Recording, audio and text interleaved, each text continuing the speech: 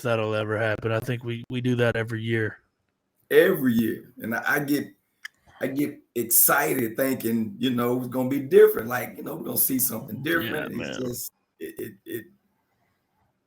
yeah.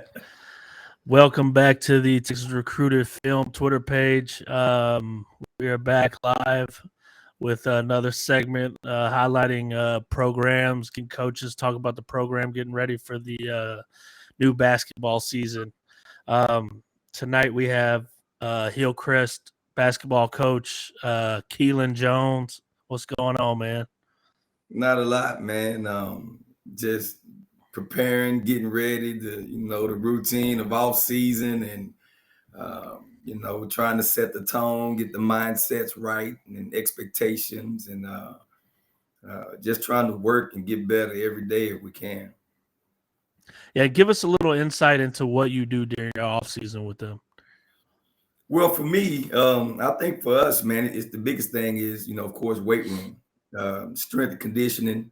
We're on that track. We got a brand new track that was put in by DISD, so I'm utilizing it to the utmost. So we get out there and we run our time miles, run some 200s, some hundreds. We run because that's the concept I want to do on the court. And then, of course, the weight room. And I always express to them, man, you got to get bigger, faster, stronger, because that's just what's happening. And if you're not in that weight room developing your body and being prepared for, certain injuries, certain nicks and bangs, the long season. So in order to last that entire season, man, you got to be in shape physically, mentally, emotionally, socially. So it's you're trying to prepare the mind just as much as you prepare the body for the duration of this basketball season that's up and coming. Yeah, and I see you got them out there picking up trash after football games or something. Well, I think it's very important for one that we support, all sports. Volleyball is a big game tomorrow, but we were running the bleachers, and as we were running the bleachers, I recognized that there was trash left over from the football game. So and then the our custodian, our stadium manager rather, was out there by himself, and I was like, "Nah, this is our school. This is our community. We're gonna clean it up." And you try to instill that pride within your program and those teachable moments. And I thought that was a good time to teach a lesson and about taking pride and ownership. Whether it's your trash or somebody else's trash, it's still Hillcrest. It's still our stadium. We're using it, so we're gonna pick it up and take care of it as if it's our own house, and that's just the way I look at it. I think anybody can appreciate that, especially the parents, man. I think that's a good little role you're playing for those kids. Yeah, teaches them responsibility, stuff like that. Absolutely, I think it's important. Yeah, definitely. And before we get too far into this, because I think I got a lot of good stuff for you. But let everyone know who you are. Who is Coach Kelan Jones? I'm from Garland, Texas. I graduated from Lakeview. I coached at Lakeview as an assistant coach. And had started out in middle school at O'Banion Middle School and working up under Coach Tony Malden, who had Lakeview rolling. So I learned a lot from him, and I left and went to Sunset High School, where I was a girls coach for 5 years. We had a good player, some good players. One in particular, Mercy Blanco, who was the first Hispanic female to get a Division I scholarship in basketball from Sunset. So that was huge for us in working that program. Then I left there and went to SOC. Was there for 4 years, going on 5, and then I left there. And now I'm currently back on the boys' side. I started on the boys' side, left the boys' side, went to the girls' side. Now I'm back on the boys' side in my second year at Hillcrest. I'm just a fanatic of basketball. I love to teach the game more than anything. I like the development aspect of it. A lot of people like to just coach talent. I like to develop talent and then coach what's been developed so you can see the fruits of your labor and really watch them grow within this game. That where it transfers from learning the game to knowing the game and can play with anybody. And that's what I love about it the most. But I'm just a young man that loves the game and came up playing the game. My father's got me started in the game. He was my first coach, my inspiration, my mentor for what a lot of things that I do. My dad did, and he was coaching in the early '70s and won championships at the Y with my just little things. So everything that I learned, I try to take it and apply it, and just try to be the best coach that I can be. And I try to be that coach that I wanted, or that coach that I would play for. So I try to be that kind of coach. You can definitely see, man. I mean, even when you're not coaching, when you're watching, I like when I was standing next to you at the Gasso, man. I could feel your energy. Yeah, like yeah, it was fuming. yeah, I was like, but I mean, it's great, man. It's great. I mean, you're locked in all the time. I mean, it's great. yeah. It is, and I love the aspect of you can't be on the sideline coaching, so you now become a fan. But when you see certain stuff, you just like, it's just get it, right? Or when they do get it, I'm their biggest cheerleader. So I love it both ways. Yeah. So as we get into this, man, the first thing we're going to talk about is obviously the time you spent at Lakeview Centennial, man. Y'all went back to back runner ups. Yeah. I know that's a punch in the gut, but I mean the fact that you got there 2 times, I mean that's a pretty good accomplishment, man. Talk about your experience with that program. Well, as I alluded to earlier, I was the feeder school to Lakeview. So I was at Urbana Middle School and I was the head boys coach for the 8th grade team. And Coach Malden asked me to come and be a part. And so I did everything as a middle school coach would, from film to taking stats to running the scoreboard, running the clinics, and everything like that. But I learned a lot from Coach Malden in that program and what he was running and what he was doing. And I watched their program grow from when Todrick Grocher and Chris Jones were freshmen and, didn't do that well that freshman year, and then watched them to develop and grow into the men that they were, to where that junior and senior year we go back to back. And of course we ultimately lose, with the last one losing to Flower Mound Marcus and Marcus Smart, which he just, do what he do and took over. But that program helped me to form my philosophy under Coach Malden, a phenomenal coach, phenomenal person, number one. And he and I still stay in touch. Great mentor of the game. But that program was very solid and very instrumental, because it taught me a lot of things of how to develop relationships off the court, in which Coach Malden let them have the locker room. The locker room was theirs. And that's some of the things that I try to do too now with my program. That locker room is y'all, as long as you take care of it, respect it, keep it clean, and I have no problem of how y'all celebrate. Man, that's another form of giving them some responsibility, man. It is. I like it. Yeah, because they know when I walk in that locker room, I'm inspecting what I expect, and they know that. Yeah, and if it's something on the floor, then they already know I've taken a picture and I've sent it to them. They're like, oh, so they'll try to hurry up and get in there and take care of it. But you try to instill that sense of ownership, and we're raising young men. People it's not all about basketball, but basketball is the one thing that we have in common that brings us together. So the little time that I have them, I try to instill something in them, and basketball just happened to be that thing that we all love.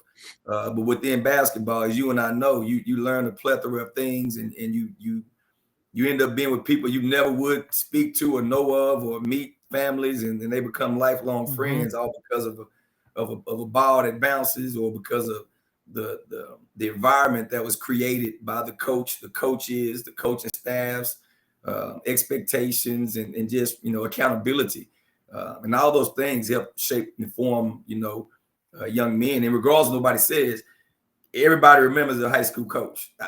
It doesn't matter. You might not remember your English teacher unless they had a significant, but you don't remember your high school coach. So I try to be that coach that they want to remember. Yeah. And then so you go from Lakeview, you go to Sunset, and and that Sunset article was hard for me to find actually. Okay. I didn't know about that. I kind of searched because when I go through doing this, man, I actually do some research. Yeah. And I found that article where you were with what's her name? Mercy Blanco. Yeah. Yeah, and it talk about your time, developing that type of talent, for 5 years. I said.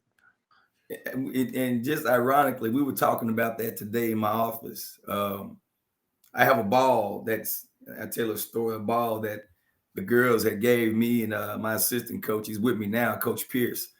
And we had a meeting. And so we were in practice, and we practiced at 6 o'clock in the morning. Now, believe it or not, and I was told they wouldn't get up, but we practiced 6 o'clock in the morning. And we had to go to a meeting in the auditorium. And so next thing you know, I had a practice plan. I say, man, y'all make sure y'all go through this practice plan.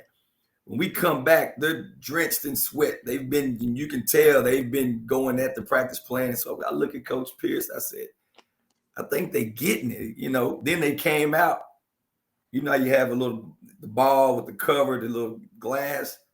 All of them signed it. All of them like, Coach, we know we're not the most talented. Different words and quotes. Like, we know we're not the most talented, but you believe in us. You give us, you inspire us, you push us.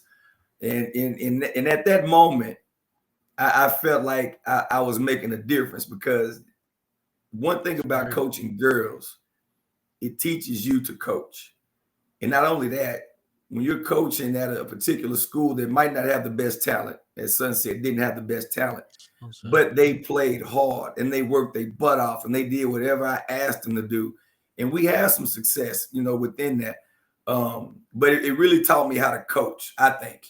It was a learning, it was a humbling experience, because you realize I'm coming off a state championship run with Coach Malden, and then I leave from there and go straight to Sunset, and I'm not only rebuilding the program, but I'm trying to establish a program and get kids to come to Sunset, within my feeder pattern, and they just weren't really coming, and it was hard, but the ones that stayed and that were committed and that were dedicated to it made it worth all the while. And I really became a better coach because it taught me, how to empathize and understand and still relate and still teach, but still hold them accountable to a certain standard regardless.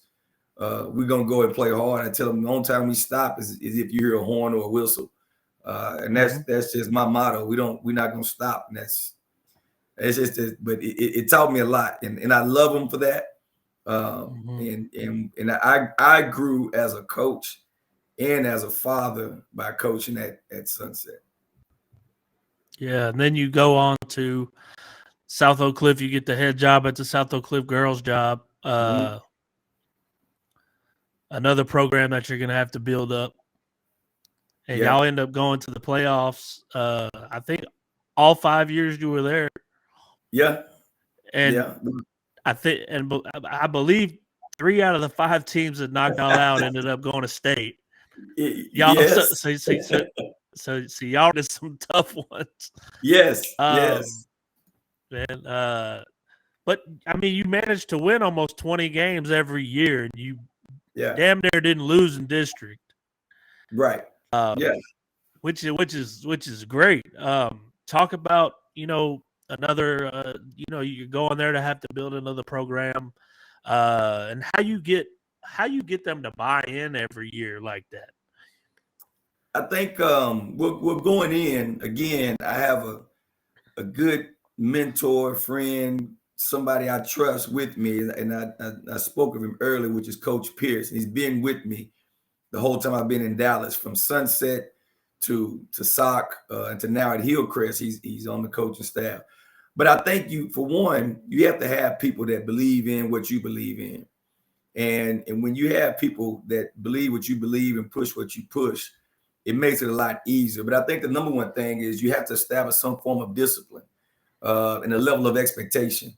And when I first got to SOC, I was walking down the hallway and I saw Coach Todd, who was a head football coach. He was coming down the hallway. He was the girls' coordinator.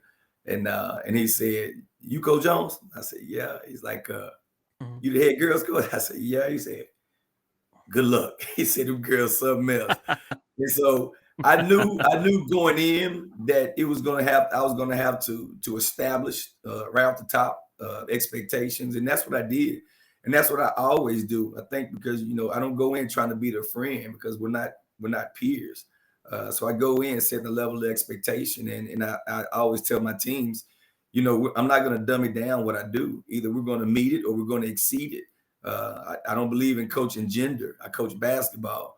And that's just been my approach to it. And whatever I got to do, that's what we're going to do to get you to where you need to be. And regardless of what level you're at, I'm going to meet you at your level.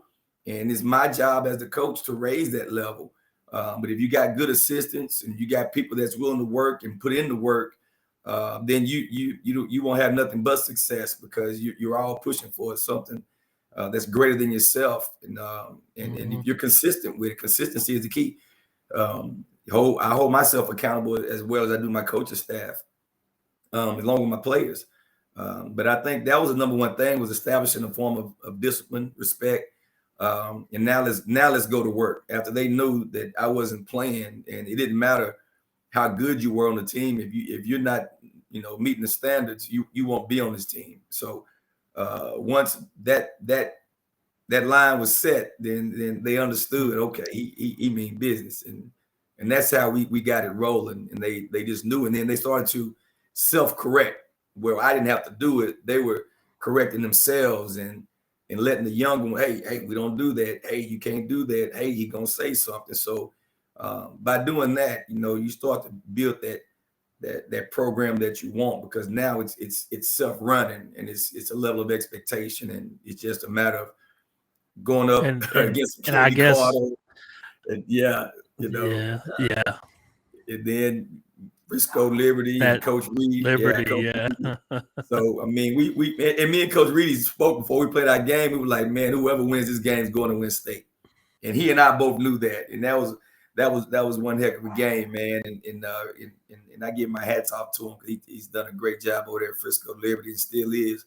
And so it's just building that culture and really trying to establish and what you want, and putting your thumbprint on it. And I always try to leave my fingerprint wherever I go.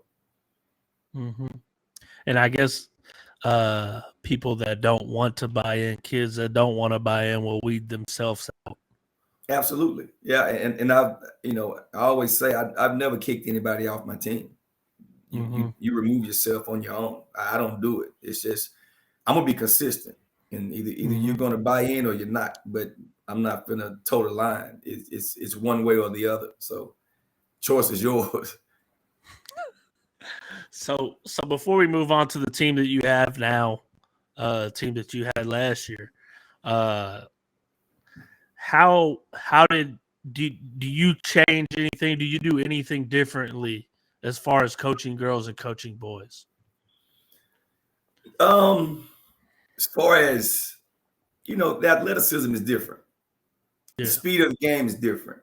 So you have to adjust in those, but the game itself, it's not going to change. Still 32 minutes. You're still going to see a full court press. You're still going to see a man, a zone, a trap.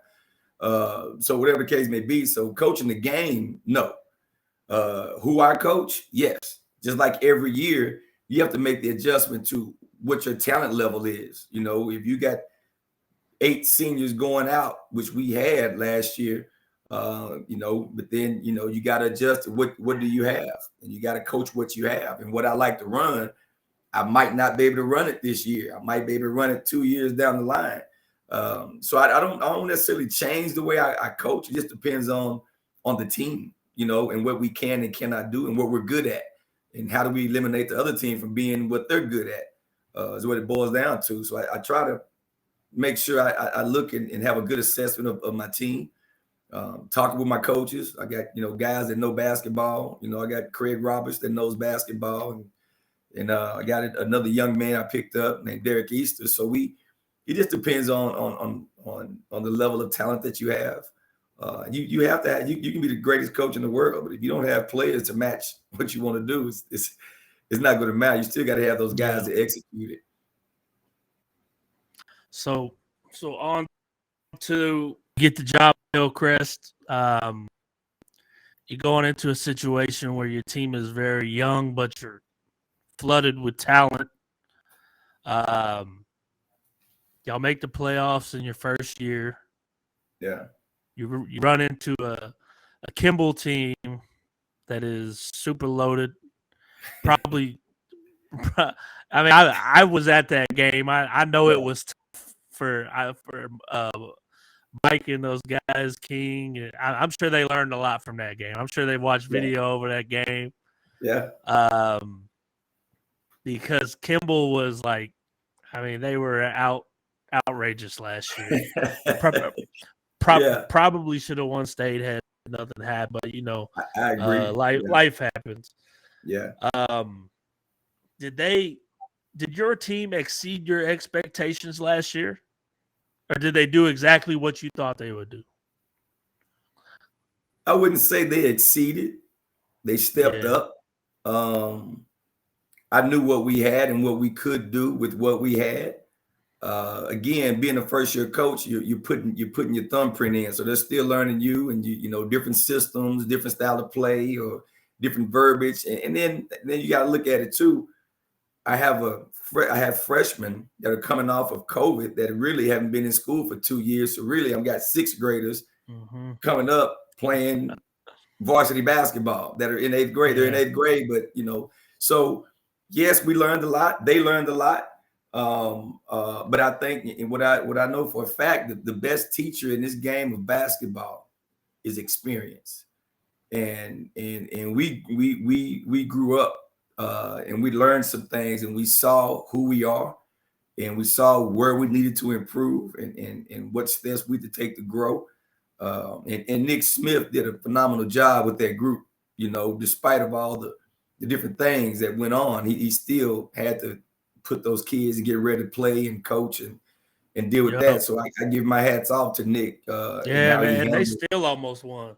Yeah, and they did what they could do. I mean, you got to realize too, and we talk about mental health all the time, and you got to look at the state in which these kids are now have been placed in, and that's a lot. And then he has to get them still prepared to go play a game, and it's just so. But we learned from that game. They did what I didn't want them to do, which was get into a transition up and down. We did our best we could. The first half, we were down by 5, 7, some points at halftime. We made some freshman mistakes. We made some mistakes as a young team, as is expected. I was just hoping to minimize those. And they did what a veteran team would do. They capitalized off of it. So, again, experience is the best teacher in this game. And I felt like giving my boys that experience, knowing the talent that we had, that they were ready for that. Instead of babying them, I believe let's go out there and get it, because you got the talent to play with them. It's just a matter of knowing what to do, when to do it. And I think we've grown from that, and we're still learning from that. With that being our last game, and just moving on and playing fall league and playing the Gassos and trying to recognize where our strengths and weaknesses are. And how to be better, and how to be better prepared, because we're going to see Kimball in district. Yep. Yeah. Did y'all's district move around a little bit? Oh, our district is tough now. It's us, it's Kimball, it's Woodrow, it's WT White, it's Sock. Yeah. So every game means something now. So our district is tough, and whoever's coming out of that district is going to be battle tested. Right there, which is a good thing for me, because I like competition. I don't like going through district and thinking you've done something, give yourself a false sense of we're good, but your district might be weak. I like going in district and let's fight. Let's play the game. Let the game, let's give the people what they came to see. Some good basketball. Yeah. Moving on to your players, man. I want you to talk to me about the three that are headlining, that are getting a whole lot of love nowadays. Big Jed, Yeah. King Grace, who is whoo, and then little Mike Williams, man. Talk to us about those three sophomores. Well, and going in order, Jed Ethan Nansha, he is one of the hardest workers in that gym every day. It doesn't matter what it is, and he sweats profusely. You can see he puts in the work. That was the one thing that you pointed out to me at the gas hole, man. Yeah. And so, but he's grown. Just he's learned the game, and he's taken it. The basketball game is the stages of development. What I didn't allow him to do last year, I'm allowing him to do a little bit more this year. To shoot a lot more on the perimeter. To be at stretch 4, stretch 3. The big guard if he has to. But he's got to shoot that. So I'm getting him to handle the basketball, and if he gets the rebound, he can push it. Until you find open man. No one stops you. Go do what you do. So he's growing. Great student. That's one of the guys you want in your locker room. He is the energy when he comes in. He's high-fiving everybody. He speaks to everybody. He tells me thank you after every single practice. Every practice. He walks up and tells me thank you, coach. And he's just a great kid, man, and a hard worker. And I love him to death because of what he brings. And what he brings out of others. And that's the kind of kid you want in your program. Because he's only going to get better. He's getting better every day. And he works. He works. So that Jed Ethan, man, is going to be something special. And he's going to be something special to watch this year, because he has grown and his skill set is now starting to take flight to match his body. King Grace, what can I say? He can score at all 3 levels. I've nicknamed him Cobra, just King Cobra Grace, because he can strike you from anywhere. He has got a lot of he can do anything, man. It's oof. Yeah, and so he's getting to the point now where he understands it's more of a leadership role too, and he's taking on that leadership role, and he's dealing with a little hamstring right now. He's growing, and that's the reason why you haven't seen him play. He's been coaching, but by him being on that sideline, he sees what I see, and now he starts, and that's making him a better person to be on both sides of the court. But there's nothing he can't do. He makes us better. He's going to score a lot. He's going to attract a lot of defenses. So he's going to make it available for other people to have some big games. And King he's one of a kind, man. There's nothing I can say that I've, like some coaches like, oh, I taught him that. No. I'm teaching him the game. His skill set is his skill set. It's just him learning how to apply his skill set at certain times and recognizing the situation. What's on the clock? We shooting 1-on-1. Who's in foul trouble? When to attack? So he's learning the game, and he's becoming more and more of a leader on the court, which is going to help me and the team even more so. But that King Grace is he's something different. High major plus, absolutely. And Mike Williams, sick. Yeah. Hey, man, seeing him dunk that ball, now I tell you what, he is doing all kind of dunks, Craig. Mike is jumping out the gym, and he's been dedicated to that weight room. And he texted me the other day. He's like, Coach, I want to get stronger.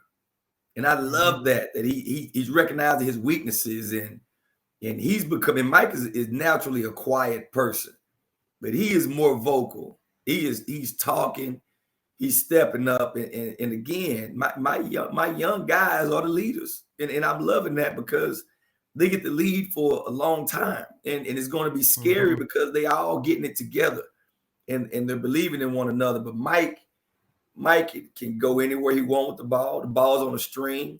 He has a pure, beautiful shot. His IQ is phenomenal. He is fast. I mean, he had 85 steals, Craig, last year. And these are, I'm not talking about off the ball. These are on the ball, peel your pocket, you know. He was almost second, leading us in rebounding at one point. And so he's a baller. Mike is a baller, and in any school that's hesitant on Mike, man, please don't be, because this young man can help change your program immediately, as he's done for us. And you know, Mike was started and played all the games. You know, he's durable. He understands the game. And if I tell him something, he's going to go implement it. He's going to try it immediately. He absorbs that information, and he wants it. You know, he wants you to give it to him. He wants you to give it to him raw, so he can go back and apply it and just go to work, man. But those boys, they're competitors, man. We iron sharpens iron in our gym, and we go at it. We're not laying off each other. We going at it. So, and hopefully that's going to pay off when it's time for us to strap up and go to war together against, you know, the district that we're in and the guys that we got to play, because it's going to be definitely needed. But with these three guys that we have, a lot of teams in y'all's district are returning guys, especially I know Sock's going to be solid, you know, and Coach Mays does a heck of a job with his group, and so it's going to be some good basketball, and that's what I love, you know. And I know how Coach Mays, how he coaches, and what he expects out of his boys. He's going to get every ounce, you know, out of his guys. And I expect the same thing, as well as Kimball, as same as Pat at WT White, you know. So it's going to be some good basketball, man. And I think that's the biggest thing, that the Metroplex is now back. The inner city schools, DISD, is now becoming the forefront again compared to the suburbs. Nothing against them, but it started to move out. But now it's starting to come back to the inner city, and everybody's starting to stay at home, and everything like that, which is huge because you're growing where you are. You know, with Trey being, you know, number one, staying at home, and could go anywhere he wanted to, and I'm sure every school was after him. You know, but it's important that you know, if people really understand basketball, and us being the melting pot right now, you know, DFW Metroplex is the melting pot of basketball, and it's starting to exude. You're starting to see it.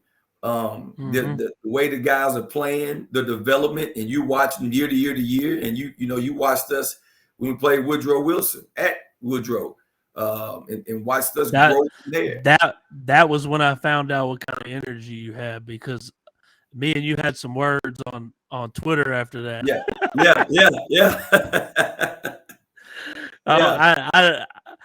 I don't know what you were saying. I don't know what I said, but I know it was all fun, man. But I love it, man. Yeah, and it's just, you know, I look at it because, you know, Hillcrest has been dormant for a while as far as basketball, and it's my job to bring it back.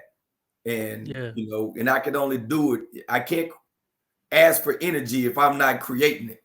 And so I got to be that spark. And I made a reference to my guys, man. Hey, y'all are just the wood and everything. I'm at the very bottom. I'm that. But when it catches, we all let's go. Let's all get our hands in and get warm. You know, so I've been trying to create that energy. That's why, you know, I call it Hillcrest Hustle. You know, I try to brand it to the fact that it's what you're going to see us do this 94 by 50 dimensions of the court. We're going to play sideline to sideline, baseline to baseline, and we're going to play until we hear a horn or a whistle. And so it's just, I mean, kids pick up, you know, their coach's energy. As you Mm-hmm. know, whatever you exude, that's what they're going to exude as well. So I try to be that spark to give them that they know I'm a different person on the court than I am off the court. But when I walk in that gym, my light switch is on. I'm inspecting, shirts tucked in, we ready to go, or we, doing what we supposed to be doing. So, and they see that, and I think it's starting to transfer to them. And now you guys are starting to see the change and the growth and the style of play and some good basketball at that. It's not just out there just running up and down. We're playing some good basketball. And so, speaking of coming to Dallas and taking kids from Houston. Yep. And I was talking to Coach Joe Duffield about this from Lake Highlands when he was on last week. And yeah, do you feel like you're in competition with these guys? Do you feel like, because I know I see you at games all the time supporting the kids and stuff, and I know that has now become a big part of summer basketball, like coaches showing their face. Yeah. Talk about that a little bit, man. I think you're always in competition because they can do what we can't. Exactly. We're governed by UIL, and they're not, and so there's certain rules we have to abide by that we can't do the things that they do. And so it's easy. You dangle a carrot in front of anybody, they'll grab it if they don't know better. So it's a lot of dangling carrots out there. It's our job to inform the parents first. And the players as well, because they'll find a way to creep in the DMs and other ways of talking to them and X, Y, and Z. So are we in competition? Yes, but I think we're more so in competition of just teaching the game the right way so kids won't have to go anywhere. If they're getting what they need and they recognize it, then why go over there when I'm getting the same looks from the same colleges right here? So why am I going to go over there to take my talents to make you better? But are you going to make me better? Because you're replaceable. Because if you don't fit, guess what? They're going to get somebody else. Here, we're working with what we got. Let's show that what we're teaching in DFW and Dallas and DISD is some good basketball. And there's no reason to go anywhere because we have everything that they have, and you're still getting everything that they say they're going to give you. You're getting it right now. So why go over there when you're getting it right here? So maybe it'll start to change that some of those guys will start staying at home, as I'm glad Trey did. A lot of our other players too, man, because they could go, but for what reason? So me being at the games is not necessarily to sit back and worry about the Wolves. I'm at the game so I can critique my boys and I can see where they're developing, where they're growing. If they're picking up bad habits from the summer, or if they're carrying on what's been taught throughout the season, and going from there. And I can tell them, so I like to be a fan and watch and cheer. And if they don't ask me, I don't say nothing. I'm just there to support. They see my face because that's not my time to coach. So I'm not trying to be your coach. I'm just there supporting you, representing the school that I coach at. And letting everybody know that I'm a supporter right now. Yes, I'm his coach, but I'm also a fan. I'm also a supporter. And if I can help the parents in any way, I'll do whatever I can because these are our kids. And I think it's bigger than basketball. And we have to support them. If that's what they love, let's support them in what they love and help them grow and be better on and off the court. Yeah, man, you said a lot of good stuff right there. Let's talk about three juniors that play a big role on your team also. And Nate McAdory, Trey Mergerson, and Jed's big brother. Yeah, Big Izzy. 6'10". Yeah, Big Izzy. So well, talk about those guys, man. Well, to start with Nate, Nate's a big guard, and he's starting to get it. He really is. He's starting to understand that, what getting downhill is and to find that open man, and his job is to facilitate. But he's got a beautiful shot too. He can knock it down, and he has a high IQ, and he's a pass first type of guard. And he's getting it. And I think now he's understanding his role. At first he was kind of, but now he's accepting. He knows who he is. He knows what I want, and he's starting to get it. And he's only getting better and better every day. I really talked to him more about his motor, but he's starting to rev that engine, which I like. And I told him I like what I see. So let's stay on top of that. But he's going to help us out a lot just because of his IQ of the game. He knows that game, and he helps relieve the pressure for Mike and King. So we got 3 ball handlers that can handle the basketball, that can shoot the basketball. They all can score. So it's exciting and it's good to have because if you don't have any guards, man, it's tough to play this game. And we're fortunate to have some good ones, and Nate being one of them. And then we got Trey Murchison, big 6'4", 6'5" kid, left-handed, big body, man. He's all muscle too. And once he realized his frame and he starts to use, what he has, he's gonna be deadly because he's got a beautiful shot too. He can shoot the 3 ball. Yep. A nice high arcing shot at that. And he's becoming more of a defensive prowess for us and understanding where to be and go get that rebound, and run the floor. So he's learning to run the floor a little bit better. But he's definitely going to help. And him being a junior, having that experience on the court and getting a chance to play with some guys that he liked playing with helps out a lot as well. And then Big Izzy, we call him Big Izzy, Israel Nansha, which is Jed's brother, older brother. And Izzy is getting better. He's understanding to use his length and to control that paint.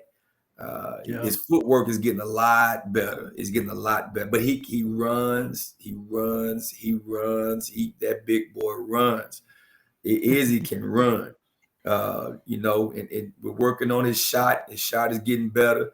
Working on, like I said, his footwork is definitely improving. And he's going to help us in that paint, to clog that paint, to deter some people who want to get those touches in the paint. He's going to help us out with that. And so we got we got the youth, we got some veterans, some guys that's been on varsity a couple of years, and this being my second year with them, hopefully we'll be better, and I believe we will be, and we definitely have an opportunity to go a little bit further than we did the previous season. Definitely. So talk about you got to see them play at the Gasso, and are y'all playing in the Boss League? Yes. Yep. We play tomorrow night against Mansfield Timberview at 7:30. So that's going to be another one that we can just, see where you are. I use it as a measuring rod. And I told my kids before we even played in the Boss League, are we playing to win? Yes. Do I care if we win or lose? No. What I care about is how we play. And that's what I'm looking at, getting better, in certain aspects of the game. Now, play to win. We play to win the game, but I'm not torn down or broke down by if we win or lose. I'm torn down or broke down by how we played that game, when we won or when we lost. And what I'm looking at is bench decorum. How's your body language on the bench? Are you encouraging? Are you talking? Are you cheering? Are you helping the person that's on the court that might not know that particular play? Are you interacting that way? So I'm looking at different variables while we're at these games where everybody else is looking at the score. I'm looking at something totally different along with how we play. But I think all that takes a, role in how you play. So you got to teach that too. You got to teach them how to be a good bench player when you're on the bench, because I always tell them when you're not in the game, you're in the game. You still affect the game. You still are part of the game.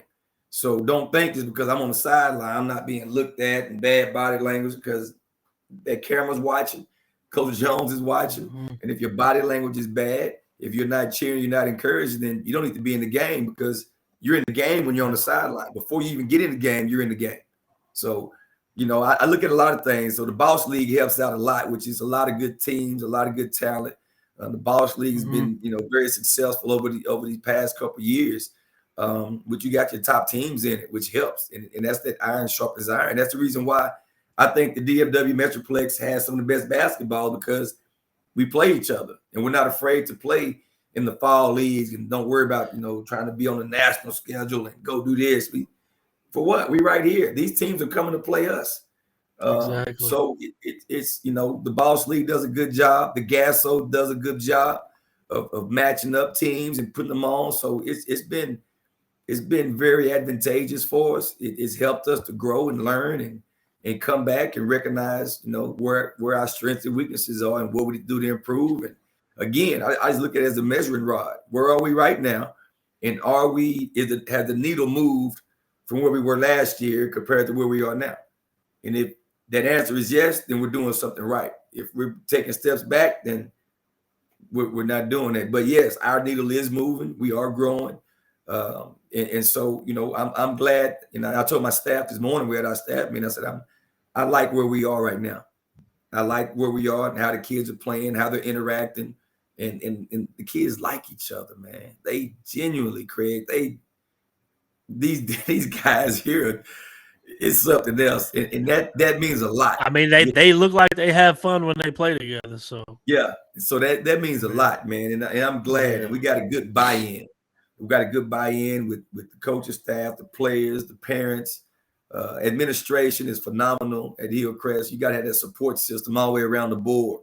And so we with our admin, athletic director, Coach Ramon, does a great job of helping us to lead and to set the standards of the culture that you really want within your program. So we got it around the board, and we're just a branch of what's already been deep rooted. The history of Hillcrest, of having an '87 state championship team with Tyrone Maxey and a couple guys back then, and so we got roots. It's just it's still fertile ground. I'm gonna tell you that much. So if anybody thinks that Hillcrest is not, or is just something, we're cultivating that garden and we're fertilizing it and we're ready to grow. Mm-hmm. Yeah. So I got two more questions for you, man. Okay. You got to talk to me about the dress code, the suit jacket, the pants, man. Because I like it, man. I really like it. I know that when I was in high school, our senior year, we all got together and we decided, on game day we were gonna wear a dress shirt and a tie. When we were just gonna be different. Yeah. Talk about the dress code, man.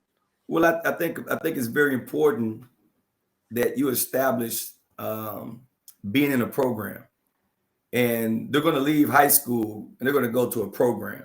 You're going to represent a brand. You're going to represent something bigger than yourself.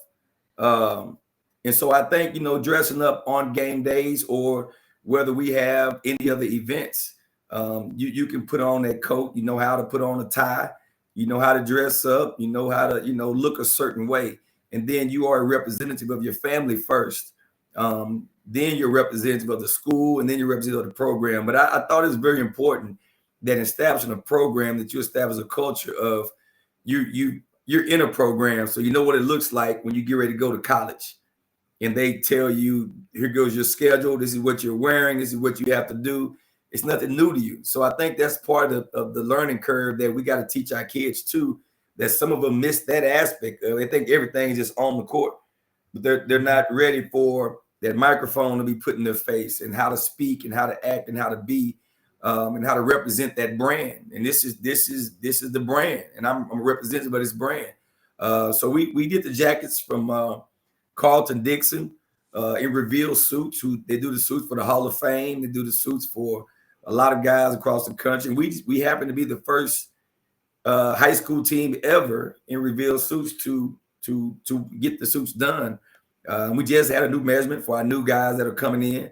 But I think it's important, that they learn the value and what it is. What Carlton Dixon gives us is it gives the guys the opportunity to really design their own suit. They've never had their own suit. They get a chance to design it from the lapel to the buttons to, the tail, the flaps, and it's a customized suit.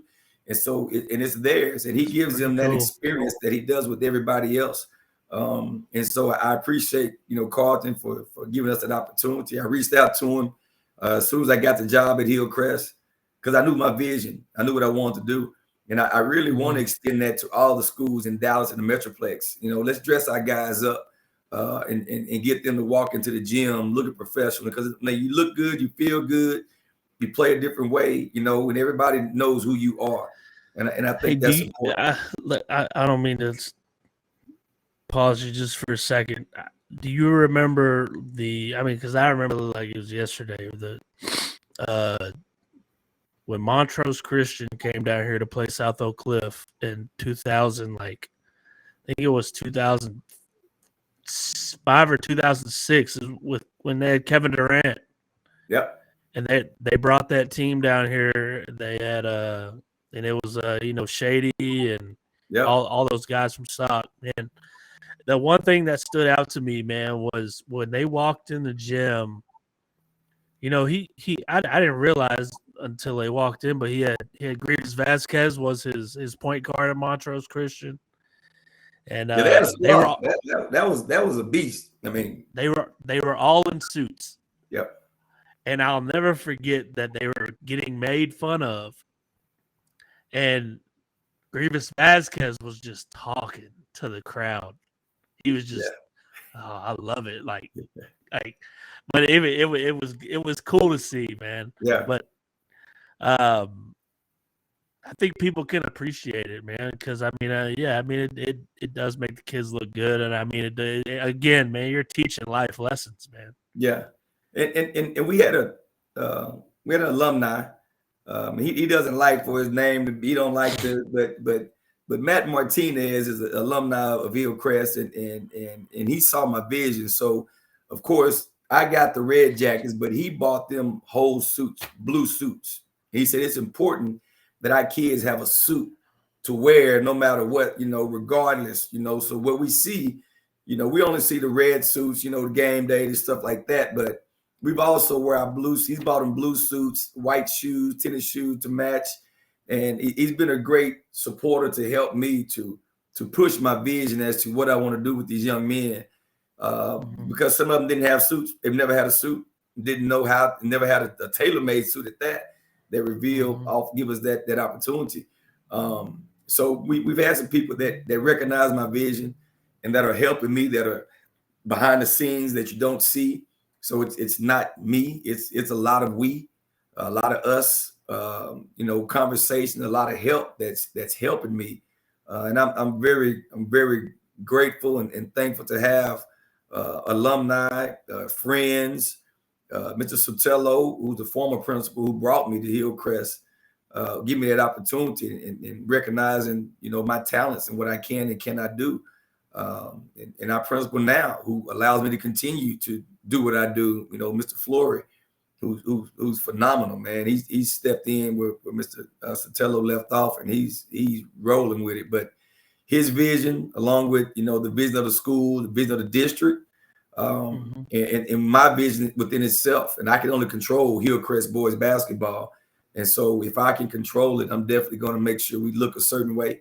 We're going to act a certain way. We're going to speak a certain way. We're definitely going to play a certain way. All right, man. Last question I got, man. What can DFW expect from Hillcrest this year, man? Some good basketball. Fundamentally sound, discipline, fast, hard. We're gonna play basketball, Craig. I can't, they can expect to see some good basketball, and that's what I really want to bring. For them to see some great basketball, a certain style of basketball. We're gonna run when we can. We're gonna set it up when we have to. We're gonna play some defense. We're gonna play some defense, and we're gonna be physical.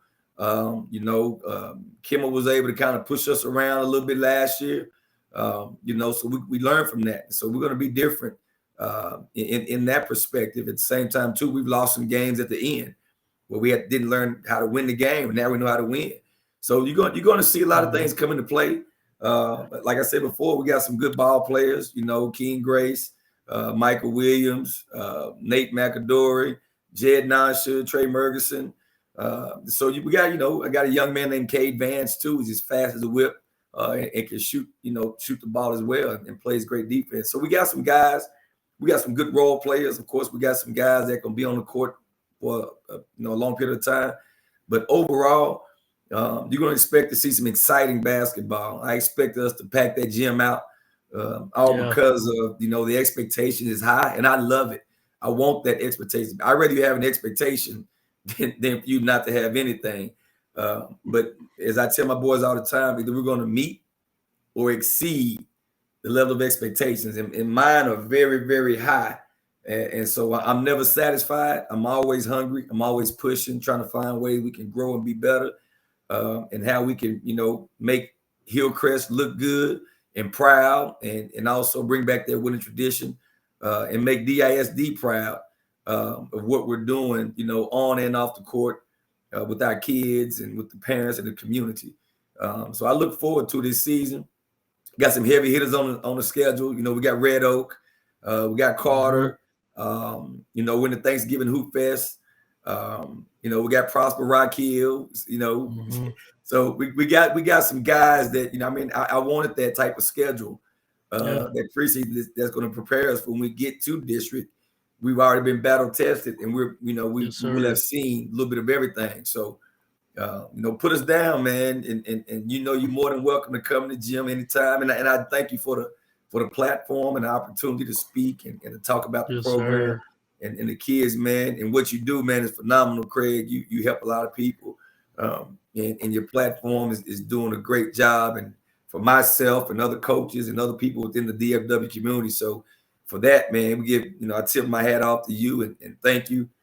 Bunches and definitely appreciate it, man. And you ready to come see some of that Hillcrest hustle? Yes, sir. I appreciate you coming on, man, especially as long as we talk, man. And you said a lot of great things, man. I can't emphasize more. I mean, you said great things, man. So I appreciate you taking the time out of the Dallas Cowboy game. It's 6-3. Absolutely. No problem, man. All right, man. All right. Thank you for coming on, man. And I look forward to seeing y'all this year, man. All right, man. I appreciate it, Craig. Take it easy. Sir.